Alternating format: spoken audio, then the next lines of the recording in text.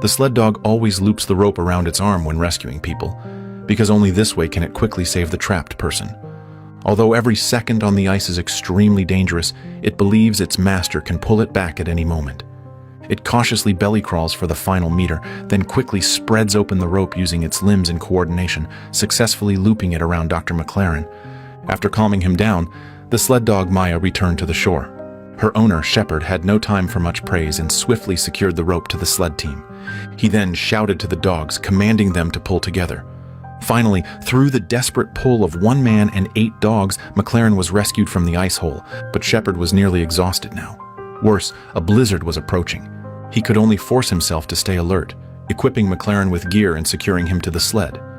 After this, the storm grew so fierce he couldn't open his eyes. Shepard placed the lead dog Maya in the front position, placing all his hopes on her. Maya seemed to understand her master's meaning. She shook herself, ready to spring. At Shepard's command, Maya charged ahead, leading the team towards camp, but the blizzard was truly overwhelming. Shepard still couldn't hold on and passed out. Seeing this, Maya ran even harder. In this moment, the 8 dogs seemed to be racing against death. Fortunately, they succeeded. The sled team reached the camp before dark. Teammates helped the 2 men into the room while the dogs waited anxiously outside. However, their condition wasn't good. Shepard's fingers were frostbitten, showing signs of rotting. McLaren was completely unconscious and needed transfer to a city hospital for treatment, but the plane had limited space, forcing them to leave the dogs behind. Shepard intended to take the next flight with the dogs, but his fingers couldn't wait any longer. His ex-girlfriend Katie repeatedly promised to return for the dogs. Reluctantly, Shepard agreed. Realizing the humans weren't taking them, the dog Max broke free from his chain and came to his master, wanting to leave together. Unexpectedly, he was muzzled again the next second. To prevent further escapes, they tightened the restraints on each dog.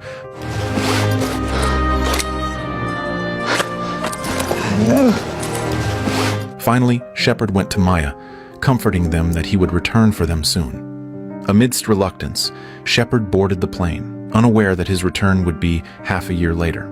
Watching the plane fade away, the dogs grew restless and anxious. They didn't know what they had done wrong for their master to leave them behind alone. Shepard's heart was heavy too. If not forced by circumstance, how could he abandon partners who faced life and death with him? He pulled up his hood and fell into a deep sleep. When Shepard woke up again, it was already 3 days later. He immediately asked about the dogs. Seeing Charlie hesitate, flustered and at a loss, he sensed something was wrong. He confronted Katie, only to be told the flight team had canceled the Antarctic mission. The earliest return wouldn't be until spring next year. Unwilling to believe it, Shepard stormed into the command center. When learning 8 dogs were still stranded, the commander just looked dismissive. In 2 days, Antarctica would face a storm unseen in 25 years. No pilot would be foolish enough to risk their life for 8 dogs. There's nothing I can do. I'm sorry. Shepard stood frozen, instantly at a loss. He couldn't imagine how the dogs would survive the bitter winter in that frozen place. The storm arrived as predicted. This was day 4 of the dogs' independent survival. They obediently curled up in place, waiting for their master's return. But days passed with no sign of their master. They were desperately hungry. Then Max suddenly spotted a tern landing on a cable, its wings frozen stiff, unable to fly. Max excitedly woke his companions. Then he leaped with all his might, violently breaking free of his rope and charged towards the tern. The teammates, also starving, all broke free at once and rushed towards the tern. But the leader Maya lingered, refusing to leave because she needed to care for the elderly old Jack. Maya tried to untie old Jack's rope, but old Jack wouldn't cooperate. For his remaining time, he wished to stay quietly here, not wanting to be a burden to the team anymore. Maya licked old Jack's fur repeatedly, giving her final farewell, then silently departed. On day 15 of independent survival, 1 dog passed away. The dogs in their prime hadn't given up. Pursuing the birds, they reached a hillside and unexpectedly discovered a flock of terns. This thrilled Max, who was leading. Luckily, the terns hadn't flown far. Maya, arriving then, immediately assigned tasks. She had all dogs stealthily move to ambush positions opposite, leaving only the young Max behind to reflect and learn by watching carefully. After Maya left, Max lay on the ground, clearly displeased. Seeing their companions positioned opposite, Maya carefully belly-crawled forward. Reaching hunting range, she gave the signal. Instantly, the dogs surged forward in a pincer movement towards the terns. Maya, being the closest, charged headfirst, successfully driving the turns in the opposite direction. Then the ambushing companions appeared just in time, catching several turns before they could fly away. Max, who witnessed the whole hunt, was excitedly watching. Though the dogs were starving, after securing the food, they did not eat it. Instead, they placed it before Maya, waiting for her to distribute it. Watching everyone else get a share except himself, Max felt utterly bewildered in the freezing wind. So he began eyeing the portions of others. Over the next 50 days, they searched for food by day and huddled together for warmth at night. They witnessed the aurora, but their master never arrived. All the dogs were mesmerized by this sight. As the aurora gradually faded, the playful Max and a few others chased after it, with Maya calling out cautions from behind. But the dogs were entirely captivated by the dazzling colors, completely unaware of the danger beneath their feet. Unexpectedly, the next moment, hearing a sharp cry, Maya knew something was wrong.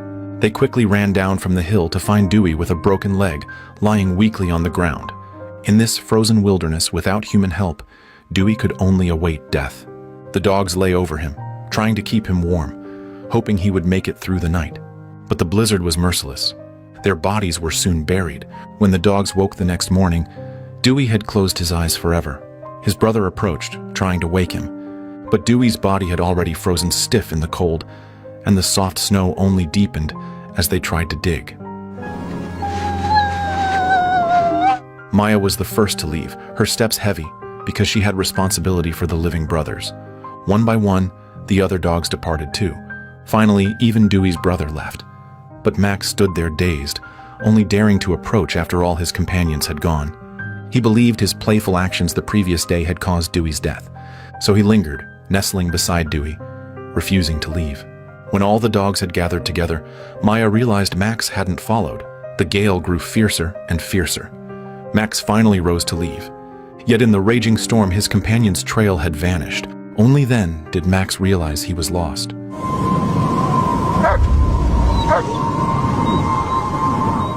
Shepard never forgot his promise.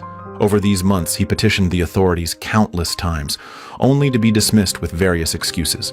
So he sought McLaren's help, but McLaren said that after so many months, the dogs couldn't possibly still be alive, urging Shepard to forget about it all. Forget. And you can do that. Shepard knew deep down the dogs were likely gone. Yet whenever he tried to force himself to forget, images of them would appear in every corner. This was day 133 since the dogs were left behind in Antarctica. Luck was good today. They found a supply station. They ate their fill inside, enjoying this rare comfort.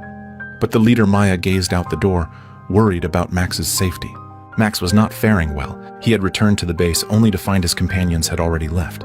After waiting fruitlessly for days, Max began a life of wandering in Antarctica. This day, he discovered, to his surprise, the carcass of a whale on the ice. Starving for days, Max didn't hesitate, ready to bite in. But he found the surface meat had been picked clean. He explored further, searching for scraps. Unexpectedly, the next moment, a sea lion suddenly burst from inside the whale's belly, baring its teeth menacingly to drive Max away. This terrified him. He ran several hundred meters before daring to stop. Yet, looking at the only food he'd found in days, Max refused to accept defeat. Then he heard a dog's bark from the hilltop. Looking up, he saw his brothers had returned. With his team backing him, Max was no longer afraid. He glanced upwards, received a signal from Maya, and charged straight at the sea lion. Then, under his companion's watchful eyes, Max ignored the danger, tearing a chunk of meat right in front of the sea lion. This was a clear challenge. Seeing Max try to leave, the sea lion dove into the water and swiftly gave chase. This played right into their plan. Maya and the dogs began devouring large chunks of the whale meat ravenously. The sea lion chased for a moment, then suddenly turned and sped back towards the carcass. Its speed was too great. By the time Max realized it was too late, the sea lion sank its teeth hard into Maya's hind leg. The other dogs, seeing this, jumped to higher ground in fright. Only Max braved the danger, running straight over. He leaped onto the sea lion's back and bit down fiercely in retaliation. The other dogs reacted then, attacking from all sides, biting and tearing at the sea lion. Under their assault, the sea lion could only plunge into the water and flee. The The dogs wagged their tails, celebrating the victory. But leader Maya couldn't stand. Her hind leg was crippled. What should have been a celebratory feast was instead filled with sadness that permeated every dog. To spare her teammates' grief, Maya bit back the pain and forced herself to stand. Under the gaze of the 2 rows of dogs, Maya limped over to the whale carcass. Seeing this, the dogs then approached and began eating the long-desired fish meat heartily. This was the fullest they had eaten in 5 months. Just as they were nearing the base, Maya could hold on no longer and collapsed painfully onto the ground. Her companions stayed with her at the spot, never leaving her side no matter the wind or rain. From then on, Max took up the mantle. But any food he found would still be placed before Maya, and he would step back, waiting for her to redistribute it. Yet Maya limped over and returned the food, then went back to her spot, leaving Max utterly bewildered. The pride of the lead dog made her unwilling to be a burden to the team. She wanted to leave the hope of survival to the others. Seeing this, the companions followed suit, placing their food before Max and standing in a row, waiting for him to redistribute it. Over these past months, Max's progress was clear for all to see, so everyone willingly followed his arrangement. Max placed the food before Maya once more. They would survive together. Meanwhile, McLaren was delivering a speech at an award ceremony for finding the first Mercury meteorite in Antarctica. He thanked his family, his team, and the foundation that supported him, but he did not thank the Sled team that had saved his life. Listening to the applause around him, Shepard found it bitterly ironic. He was there to say goodbye. He could never let go of those 8 dogs. Whether they were alive or dead now, he had to go back and see. McLaren could only wish him a safe journey, then returned to the hollow flattery of the crowd. Back home, McLaren discovered a drawing on his son's bedside table. In people's eyes, the father was their hero, but his son's heroes were the 8 Sled dogs who saved his father. McLaren realized his once kind and brave heart seemed blinded by worldly fame. Shepard's plan to return to Antarctica wasn't going smoothly. It was deep winter, and no fisherman at the dock was willing to lend him a boat. Just then, the server brought over a beer, saying it was sent by a lady at the bar. Shepard turned to look. It was Katie. Even more coincidentally, his old partner Charlie was also there. As it turned out, this was all arranged by McLaren. Last night, his conscience stirred, and he decided to find those 8 true heroes. With McLaren's help, they rented an icebreaker, smashing through the ice to reach the research station closest to Antarctica. They then drove snowmobiles, finally arriving at the location on the 175th day since the dogs were stranded. But no dogs came out to greet them when they got out of the vehicle. Everyone's mood sank instantly. Shepard looked at the chains completely buried in snow and fell silent. He felt towards the first chain. Unfortunately, the first one belonged to the deceased old Jack. Shepard pulled hard, but the chain didn't budge. He knew what he would see next, but still forced himself to brush away the snow. A dog's ear came into view. Seeing the body on the ground, Shepard hated himself for not staying with them. After a long while, he steeled himself and felt further down, only to discover, to his surprise, that the second chain was broken. This meant that dog might still be alive. Shepard saw hope instantly. Then, He got off. They got loose! suddenly, several barks came from over the hillside. The dogs, hearing the noise, had come here. No one could believe they were still alive. In this moment, the dogs showed no resentment, even though humans had once abandoned them. Yet upon reuniting, they still rushed towards the humans without hesitation.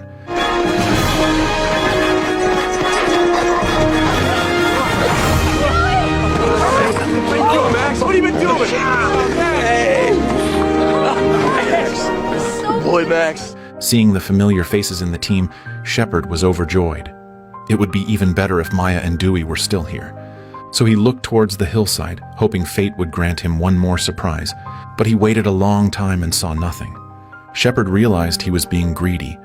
Having 5 of them still alive was already a blessing. Just as the team prepared to leave, Max refused to go. Ignoring Shepard's attempts to stop him, he dashed straight towards the hillside. Shepard had no choice but to follow. It turned out Maya's body had been left here. He approached Maya, looking at her frozen body, tears of remorse welling in his eyes. I'm sorry, girl. It was as if Maya heard her master's voice. Her eyes suddenly twitched. Shepard reached out to touch her and discovered, with immense joy, that Maya was still alive. How's my best girl doing, huh? Let's get you home, okay? Let's get you home.